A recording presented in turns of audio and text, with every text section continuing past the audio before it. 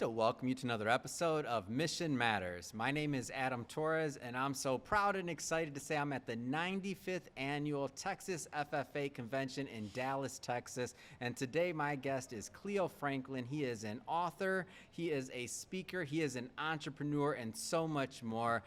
First off, I just want to say, hey, Cleo, welcome to the show. Thank you, Adam. It's a pleasure to be here. A lot of energy with this Texas FFA convention. I don't know what other places to be. It's a place right here and to talk about the things that are happening with our youth.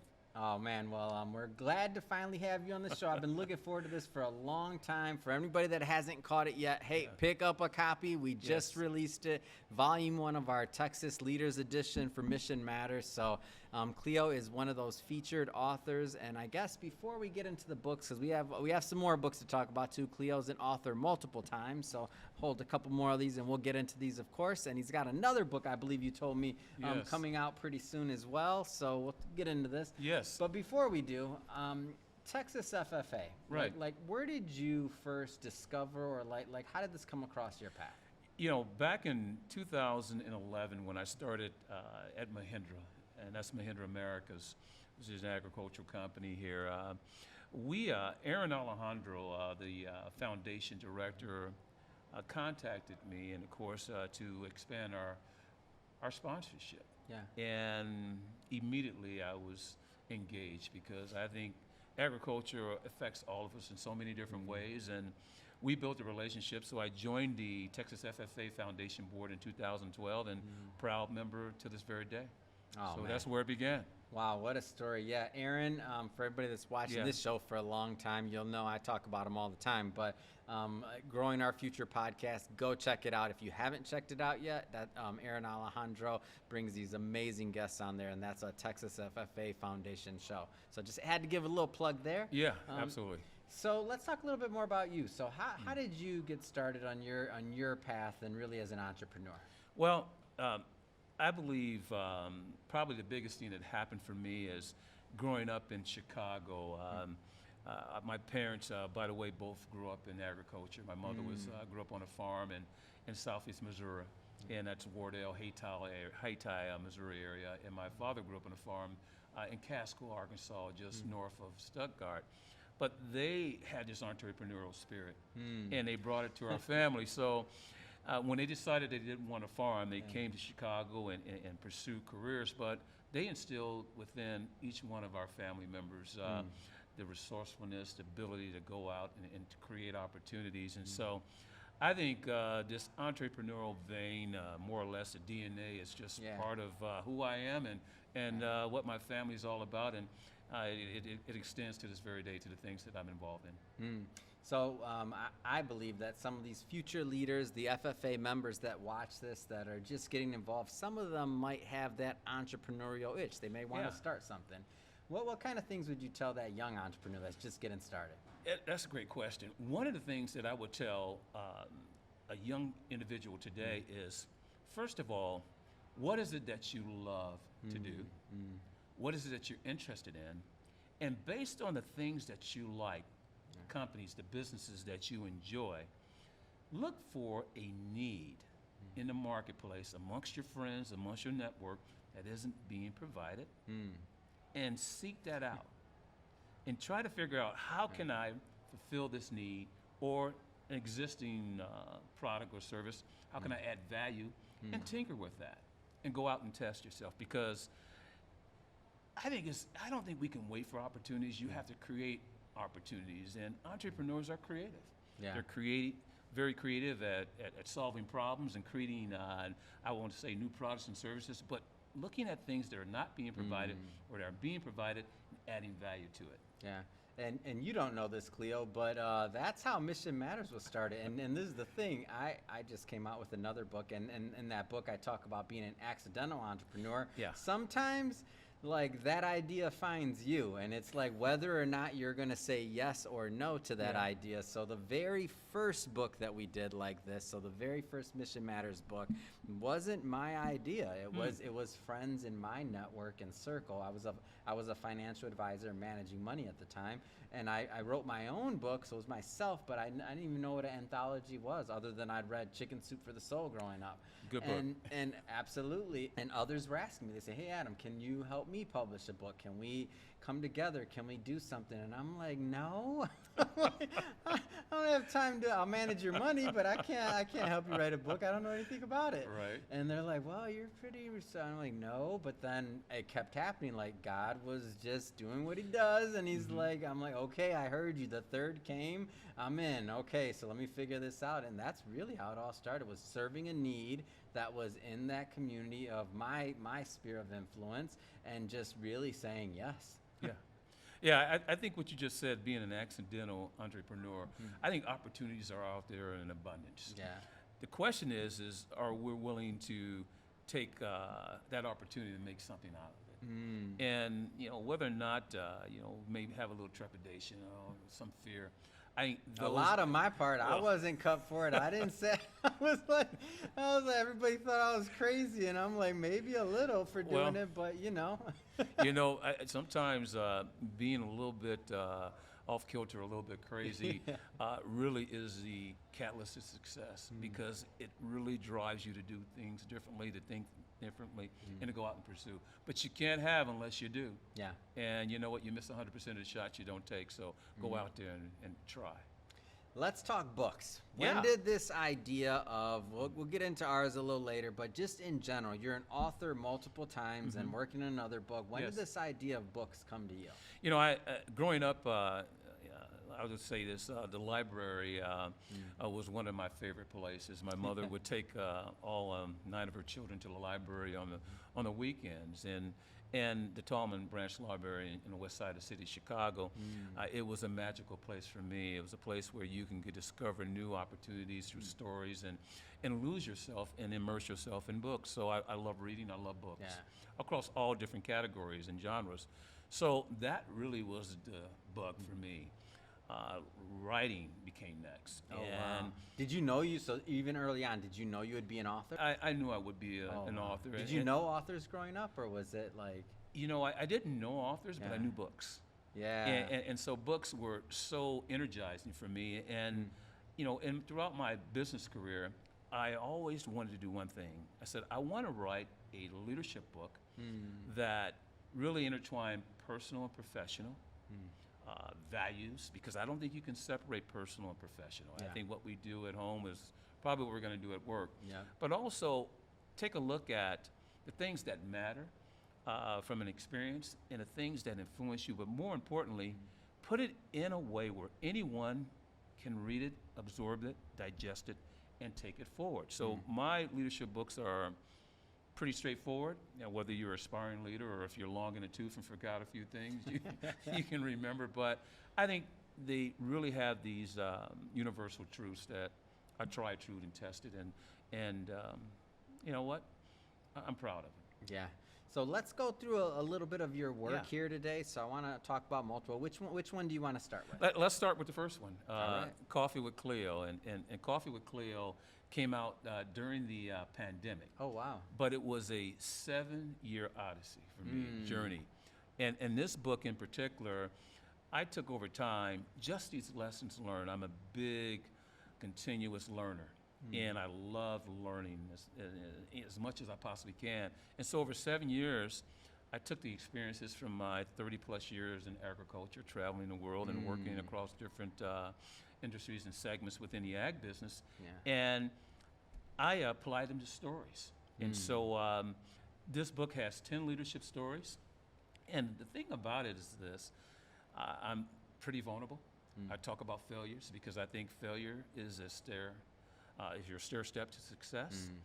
I talk about things that didn't work, but what I learned and how I applied for it. But more importantly, I try to give the reader, not the what, but the so what of it. So if you're looking to join a board, and here's my experience in joining a board, here are 3 steps that you can use today to go out and apply to learn how to join a board. So it's pretty much constructed in that way. Mm.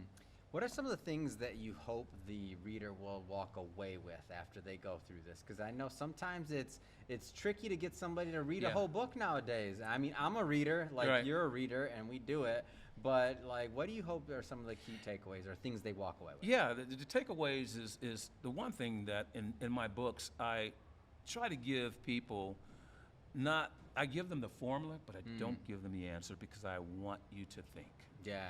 And one of the takeaways is that this will make you think about who I am, what matters to me, why it matters, Yeah.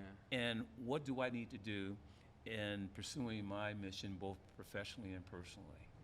And so that's one of the biggest takeaways that you will receive from this book. But the other takeaway that you're going to receive in reading this book is, as it says, Coffee with Cleo. Yeah. It's what it is when you sit down and have a cup of coffee with a friend, just like you and I are just Yep. chopping it up, having a conversation. This book is written in that style where it is like you and I are having a conversation. And as they would say, quote unquote, real talk. I mean, you know, it's something that anyone can understand and relate to because it's personal, it's vulnerable, and I try to give you again the formula, but not the answer. But what it will do is allow you to go back and think about, how do I take this formula forward and create the answer that I'm looking for? Because there's not a one-size-fits-all, you know, in life. Everyone has their own path. Yeah. Yeah. Well, let's tee up the next one. Which one do you want to cover first? Next. The next one is Lessons from Our Mothers and Fathers. And the impetus behind this book is the fact that I have 20 stories, and 5 are contributed by me, and 15 by other successful leaders across the world. But what I wanted to do was write a leadership book that really took the inspirations from parents, surrogate parents, Yeah. single parents, just parents in general, and really have the people that were contributing to this book to talk about those influential points that made a difference in their lives. Wow. And tell it in their own language, because sometimes it's the message, but when you have good messengers messaging in a different way, I think that diversity and variety really is gold. And so this book is about that. It's stories told in their own voices, and people here are very interesting, very successful, but they made mistakes, but they're all paying homage and honoring their parents. Wow, that's an amazing concept. And so just to make sure I understand, so people are taking basically when you approach an author, and this is for anybody watching this, just to think about an anthology. So when you approach an author and you bring somebody together and do a collaboration like this, what happens is people want to come with their best. That's right. So not only do people want to come with their best, but in this concept, they're coming with the best of not just their own analysis, it's the best of what was handed down to them. Am I off on this? Yeah, no, you're absolutely right. And it's the thing about is that I do feel that there's a story in each and every one of us. Absolutely. And when we're allowed a platform to not just tell our stories in our own voice, then that authenticity, the realness, the genuineness, I think matters most of all. Yeah. But when a person brings their best and they tell their story and share it, I think that is the magic of storytelling. And so, you know, the best way to communicate and to get things across, I believe, is through storytelling. And you know, you're absolutely right. Yeah. And this book consists of 20 stories that people, again, we have 5 from me, 15 from 15 different leaders, but they're all very different, but unique to them and very, very impactful. Any story out of the book that you care to maybe share? It could Yeah. be that you wrote or that one of the authors wrote. Well, Just anything that sticks out. I'll give you, you know, all of them are good without question, but I'll give one. Not telling you to pick from your favorites. well, I do sometimes do that, but we're doing an in-person interview, so I'm not going to do that to you. But if we were virtual, I might do that question. Well, you know, I think one of the stories that I really loved in this book is one from our good friend Aaron Alejandro. Aaron talks about, the name of his story, the title is Making Smaller Doors Bigger. And when you look at that title, it makes you think, where is he going with this? But his story is a personal reflection on how he was able to understand what his purpose and mission in life was to do. And he came from a situation that's very challenging. Yeah. And in some respects, some people may say minute and small, but what Aaron took from that whole life experience was, how can I take where I'm at and to enlarging it? Yeah. Through my network, through my experiences, through my gratitude, and it's one of my favorite stories. Oh, that's a great one. Yeah, I'm familiar with Aaron's stories, and for Yeah. our longtime listeners and viewers, you probably Aaron's been on the show a couple times. Of course, we got to snag him for one interview at a conference, though. I haven't gotten one on this one yet. So we have one more book over here. Yeah, we do. This book Come on. came out in January of this year. It's a children's book, and the name of the book is "What Do You See When You Look at Me?" This book is the inspiration. Great cover, by the way. Well, thank you Yes. very much. Well, the artist, I have to, Olivia Bosun, one of the best illustrators. She illustrated this book, and she'll be illustrating the next one for me. But that being said, this book is a testament and a celebration of a child's imagination. It's a read-along book for ages 3 to 8 years of age, and it really celebrates the curiosity. I call it the superpower that all children have, Yeah. and it captures that. But more importantly, it really represents the mindset as a child, and the powerful mindset that has no limits that children bring to the world. And so the inspiration was from my son, Michael Joseph Franklin. Michael is high functioning Asperger's, and when he was in school, some people would look at Michael and only would see him through his Asperger's. But believe me, he, like other children, is like an iceberg. What you see on the surface does not count for what's beneath.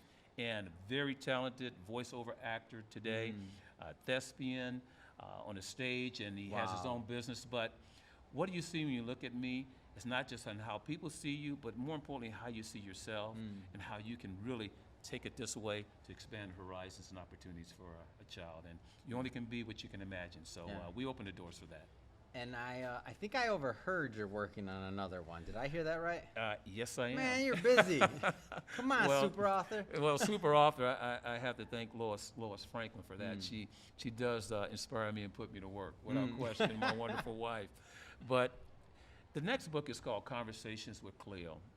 And it's going to take a little bit of the best of Coffee with Cleo and the best of Lessons from our mothers and fathers. It'll be 14 stories. I'll contribute half of the stories. And I have some other authors and successful people. And it's taking the success and extending it from there. And as I said earlier, I love hearing stories. I love sharing stories. Yeah. We learn through the storytelling platform. This book, I think, is going to be, I'm very excited about it. It's one of the, I think it's a pretty good one. Is there an accompanying, okay, big question. Is Yeah. there an accompanying podcast? Like you gotta, what's going on? Well, I have to talk to you, Adam, to understand, to build this podcasting platform. well, let me just announce it now. We're getting Cleo a podcast. That's happening one way or another. This has to happen. Yeah, it's podcasting, and I appreciate what you do and being able to take the information and share it, but you share it through different platforms, and let's talk about that without question. Awesome. Yeah. All right, let's get into a little bit of the what we're promoting here at the event today. So, or excuse me, at the conference this week. So, what do you hope that so a lot of work went into this, a lot of different leaders in Texas. What do you hope from either your chapter or even others that some of the readers walk away with to kind of give them a flavor? Yeah, I'll answer it in two ways. This book, this Volume 1 Texas edition, is from leaders that, quite frankly, are giving, as you've said earlier, their best experiences. They're really are very personal and are showing a lot of vulnerability. I think we mentioned that earlier. Yeah. But what I think that people would take away is this: a blueprint, a game plan, or at least some sort of initiation of, you know what, if this is an example of how somebody has done it, struggled, championed, or if this is an example of something that I can learn from someone who's a multimillionaire, why can't I? And so here it is in this book, all together from 14 different people. So this, to me, is something that is more or less a game plan of, what it takes to be successful, but more importantly, how do you hurdle the failures? How do you challenge yourself to go beyond where you are today? But more importantly, how do you collaborate and cooperate with other people to really put together a network of experiences to apply forward and share with others? So that's what I hope people will take away from that. Were there any kind of surprises, whether it was in the process, the book after you got it, you read it, anything that stuck out as like The biggest surprise, I'd say, Adam, is the fact that, without question, knowing that I was going to be part of this platform with 14 superb, fantastic people, that you have to bring your A game. And is it a surprise? Maybe it's more or less an inspiration, right? That I need to be able to provide, at least at par of this fabulous set of colleagues that are pretty darn good. The other surprise that I loved in this particular process was this. Understanding that this would be not just for Texas FFA members, but for people who are nationally involved in FFA, but people who aren't involved in FFA. Or don't even know what it is. Yeah, this is for anybody that is looking for insights to success from people across different areas in business, nonprofit and for-profit, and it's right here in this book. I mean, this is aggregated, and I don't think there's anything out there like this. No, there's not. And so, not as a biased publisher, but there's not. And so, there's not. And I don't take credit. If it was not for the FFA, and if it were Texas FFA, and Aaron and Alejandro, yourself as a board member, and all of the contributors here, could not have happened. It's impossible. Well, it's and the other surprise is just the opportunity and honor to be invited to be part of the book, which it has me smiling now, and I was smiling then. So. Well, Cleo, I know you and I we can talk about books all day, but we're about out of time on this particular episode, and I'm sure we're going to get you a podcast. We're going to keep you. We're not done with you, Cleo, but for I'm glad.